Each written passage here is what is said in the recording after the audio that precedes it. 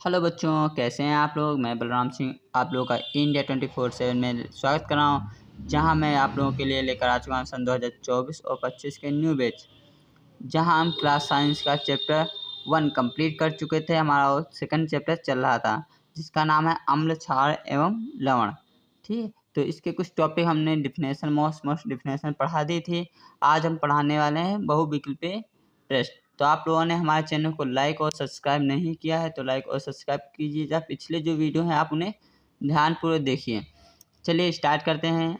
आज के हमारे बहुविकल्पीय प्रश्नोत्तर जो होंगे वो सभी आज हम कवर करेंगे। तो सबसे पहले हमारे पास दिया है, कोई विलेन लाल लिटमस को नीला कर देता है, इसका पीएच संभव क्या होगा। यानी जो पीएच मान होगा वो हमें बताना है। लाल लिटमस को नीला कर देता है। लाल लिटमस को नीला कौन करता है बच्चों? क्षार करते हैं। क्षार का पीएच मान क्या होता है?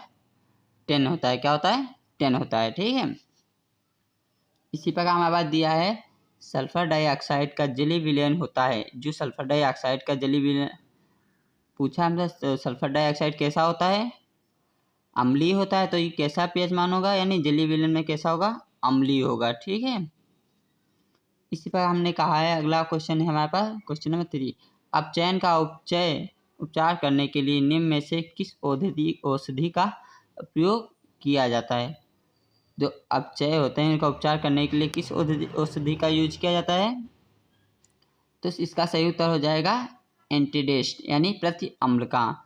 उसके जो अपोजिट का अम्ल होगा उसको ही हम उपचार करने में यूज करेंगे। ठीक है, तो आप लोग ये नोट करते रहिएगा।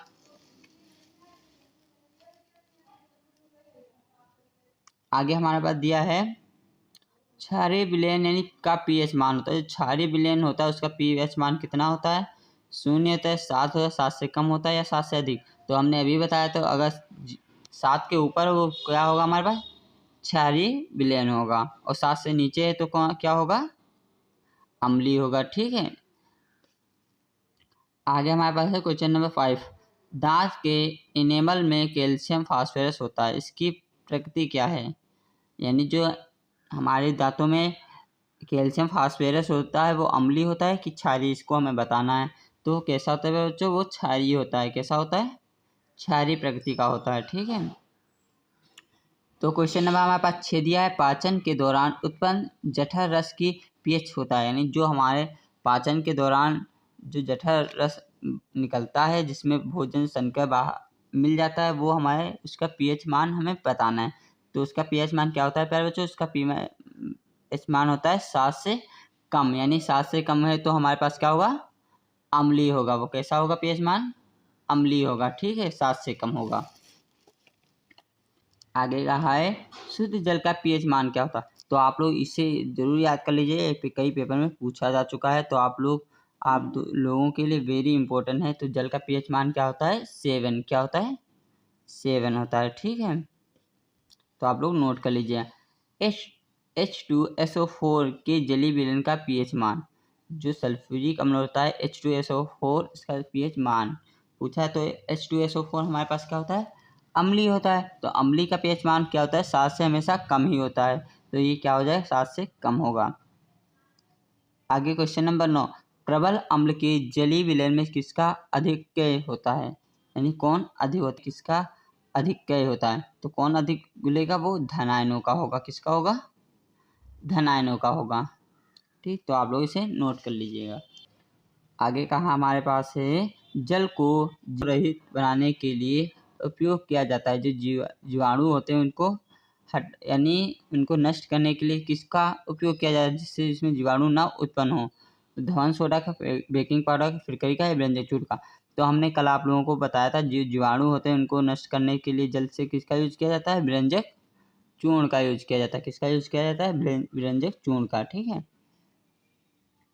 जेल। आगे क्वेश्चन हमारे पास 11 है, एक विलयन में हाइड्रोक्साइड आयन का संद्रण 1 × 10⁻12 मोल लीटर इनवर्स है, इसका पीएच मान क्या होगा? हमें इसका पीएच मान बताना है। तो इसका पीएच मान क्या हो जाएगा हमारे पास? 2। ये जो न्यूमेरिकल है हम आप लोगों को कल की एक्सरसाइज में बताएंगे, तो आप लोग कैसे सॉल्व किए जाते हैं वो आप देख सकते हैं। ठीक है, आगे हमारे पास दिया है निम्नलिखित में अम्लीय लवण क्या लवण है। जो अम्लीय लवण है वो हमें क्या देते हैं, H धनायन देते हैं। क्या देते हैं, H धनायन देते हैं। तो इसमें हमें सोडियम क्लोराइड, इनकी अब क्या कराएंगे तो क्या मिलेगा, सोडियम क्लोराइड मिलेगा। सोडियम हाइड्रोसल्फाइड यानी सोडियम हाइड्रोसल्फाइड। आगे क्या, सोडियम सल्फाइड और पोटेशियम साइनाइड, ये हमारे पास दिए हैं। तो इसमें कौन सा सही होगा, अम्लीय विलयन कौन होगा, जिसमें H धनायन होगा वो हमारा क्या होगा, अम्लीय विलयन होगा। तो ये वाला जो होगा हमारे पास क्या होगा, अम्लीय विलयन। इसी प्रकार हमारे पास क्वेश्चन नंबर 13 दिया हुआ है। निम्नलिखित में से कौन सा प्रबल विद्युत अपघटन नहीं है। कहा गया प्रबल विद्युत अपघटन नहीं है। तो अमोनिया क्लोराइड, हाइड्रोजन सल्फाइड और सोडियम स्टेरेट और पोटेशियम नाइट्रेट। तो कौन सा अम्लीय नहीं है, ये सोडियम एसिटेट जो है प्रबलीय विद्युत अपघटन नहीं है। जो प्रबल रूप से होता है वो अपघटन नहीं है। क्या क्या कहा है, निम्न में से कौन सा कथन उदासीन घोल के लिए यानी असत्य है। ठीक है, तो कौन सा कथन होगा, तो इसमें सही उत्तर कौन सा होगा हमारे पास, सी नंबर, pH का मान 0 हो। ठीक है, आगे हमारे पास दिया हुआ है एसिटिक अम्ल में कितने अम्लीय हाइड्रोजन का परमाणु होते हैं। अम्लीय जो हाइड्रोजन परमाणु होते हैं वो कितने होते हैं एसिटिक अम्ल में। तो इसका सही उत्तर होता है 1। कितने होते हैं, 1। ठीक, अगला क्वेश्चन हमारे पास दिया हुआ है क्वेश्चन नंबर 16। क्या कहा गया, क्षारीय विलयन में फिनोलेथीन सूचक का रंग होता है। जो फिनोलेथीन सूचक होता है उसका रंग क्या होता है, लाल, पीला, नीला, रंगी।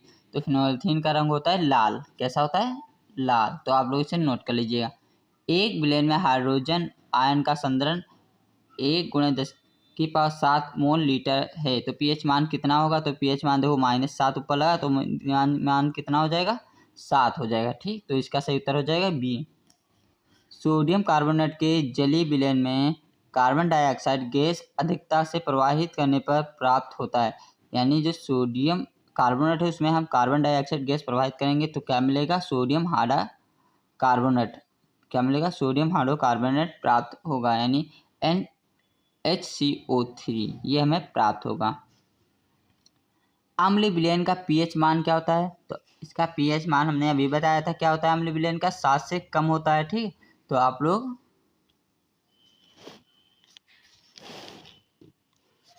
अम्लीय विलयन का मान कितना होगा, 7 से कम होगा। तो आप लोग इस पर टिक कर लीजिएगा।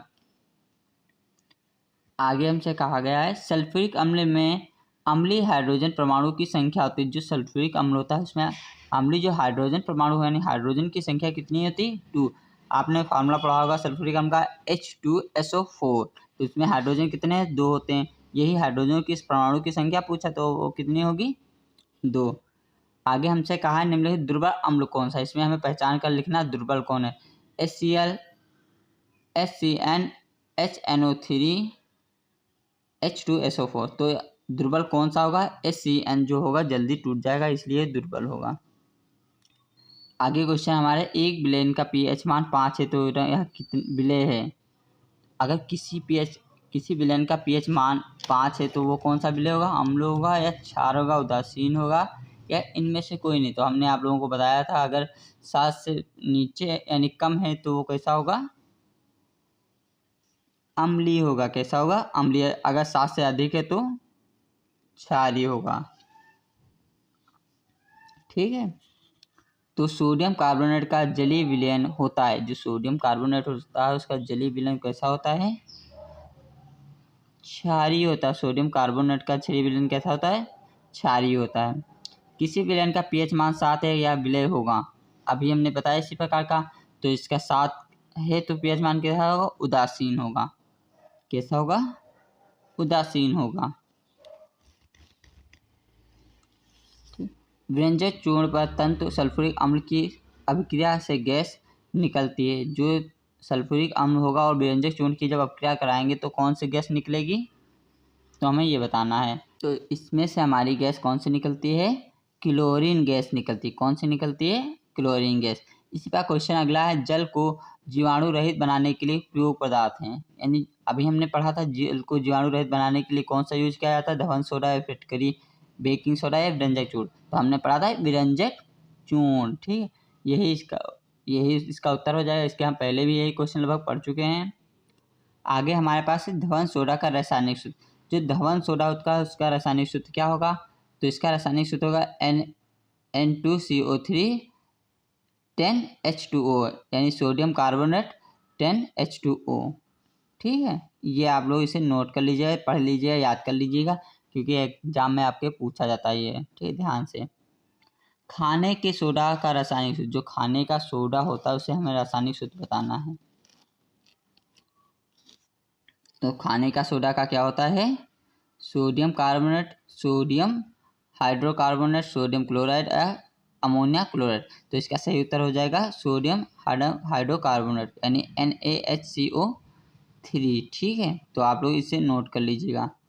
एक हाइड्रोक्लोरिक अम्ल की शक्ति 10⁻² N है, तो इसका pH मान, अभी हमने बताया जो यहाँ पर संख्या होगी pH मान मतलब वही हो जाएगा। तो यहाँ pH जो मान होगा कितना होगा, 2 होगा। ये क्या होगा, जो अम्ल होगा हाइड्रोक्लोरिक अम्ल का उसका pH का मान 2 होगा। ठीक है, तो इसमें क्या कहा गया है, एसिटिक अम्ल एक दुर्बल अम्ल है। क्योंकि ऐसा क्यों है, क्योंकि इसके आयन की मात्रा कम होती है।